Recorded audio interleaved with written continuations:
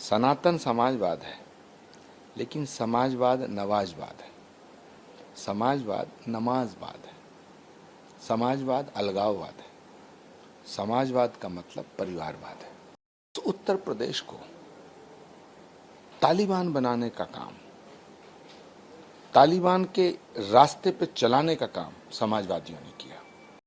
उन्होंने कहा सनातन ही समाजवाद है, लेकिन सच बात यह है, बिल्कुल ठीक है जो शंकराचार्य जी कह रहे हैं, मगर एक सवाल पैदा होता है।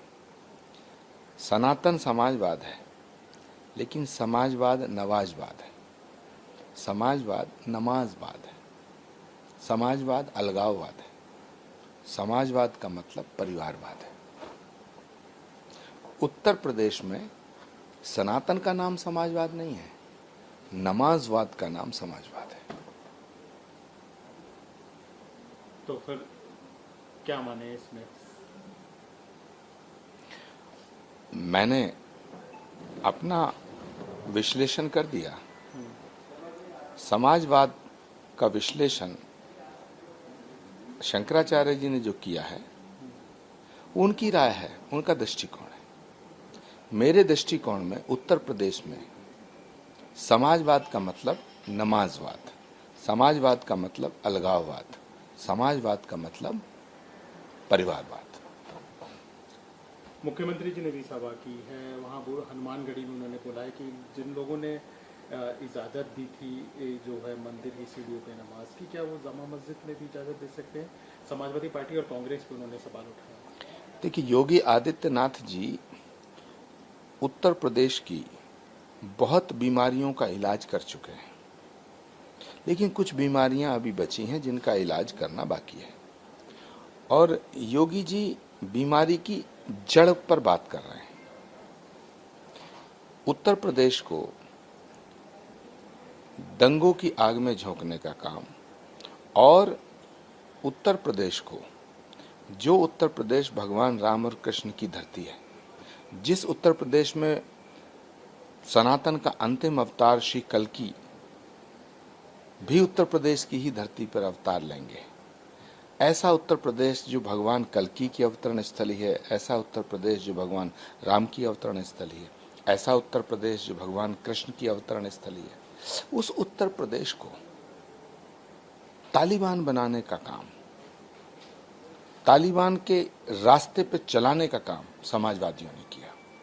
तो ये जो समाजवाद है, जो अखिलेश यादव जी का समाजवाद है, ये लोहिया के समाजवाद से मैच नहीं करता।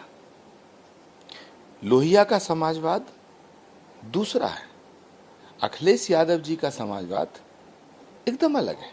इसीलिए मैं कह रहा हूं, अखिलेश यादव जी का समाजवाद सनातन नहीं हो सकता है।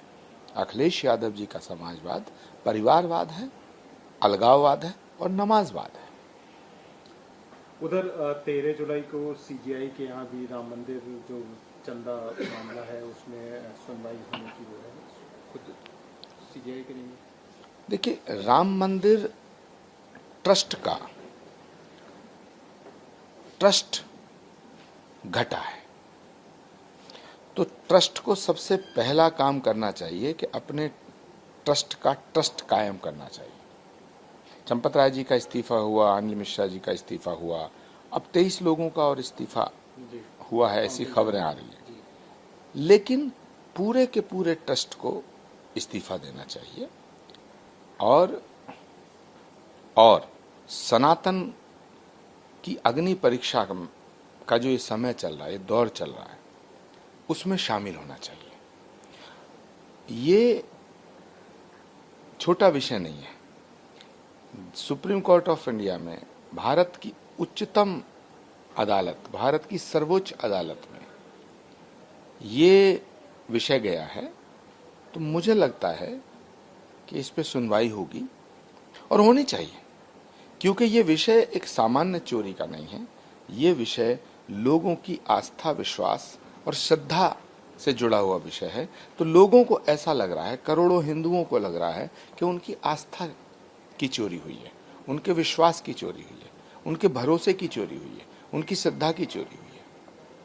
तो यदि कोई सुप्रीम कोर्ट गया है और पब्लिक इंटरेस्ट लिटिगेशन फाइल हुई है, तो मुझे लगता है कि माननीय सर्वोच्च न्यायालय इसका संज्ञान लेगा। अब जो फैसला होगा उसकी प्रतीक्षा है। उधर कैबिनेट मंत्री मनोज पांडे का भी एक रिएक्शन आया, वो कह रहे हैं कि जो कलमा पढ़ने वाले हैं वो भगवान राम का टीका लगा रहे हैं आजकल। देखिए, भगवान राम तो सबके हैं, जो कलमा पढ़ने वाले हैं या कलमा नहीं पढ़ने वाले हैं। भगवान राम उनके भी हैं जो भगवान राम को नहीं मानते, इसीलिए वो राम है। राम सबके हैं और सब राम के हैं। और भारत में जिसने जन्म लिया है, भारत की जो भूमि है ये राम की भूमि है। तो भारत की भूमि राम की भूमि है, भारत की भूमि सनातन की भूमि है। तो जिसने भारत में जन्म लिया है वो चाहे राम को मानता है या नहीं मानता है, वो सनातनी है। उधर ये भी माना जा रहा है मीडिया रिपोर्ट्स में कि पंजाब में जो कांग्रेस है उसकी टूट का खतरा जो है वो बढ़ गया है। उधर चरणजीत सिंह चन्नी साहब भी राहुल गांधी को अब अपना लीडर बता रहे हैं। सवाल पंजाब का नहीं है, चरणजीत चन्नी का नहीं है, सवाल वहाँ अमरिंदर सिंह का नहीं है, सवाल वहाँ नवजोत सिद्धू का नहीं है, सवाल है राहुल गांधी का।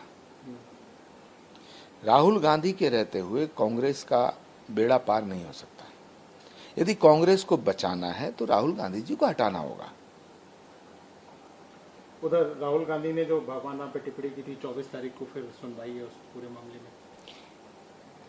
देखिए, सच बात यह है कि राहुल गांधी की आस्था, श्रद्धा और विश्वास वो राम में नहीं है। भगवान राम में, भगवान राम की जन्मभूमि में, अयोध्या में उनकी आस्था नहीं है। उनकी आस्था वेटिकन में है। जिनकी आस्था वेटिकन में है वो राम के समर्थन में कैसे हो सकते हैं? तो राहुल गांधी जी को सद्बुद्धि दें भगवान राम। आपके राज्य की खबरें, आपके शहर की खबरें सबसे पहले जानने के लिए देखते रहें अमर उजाला।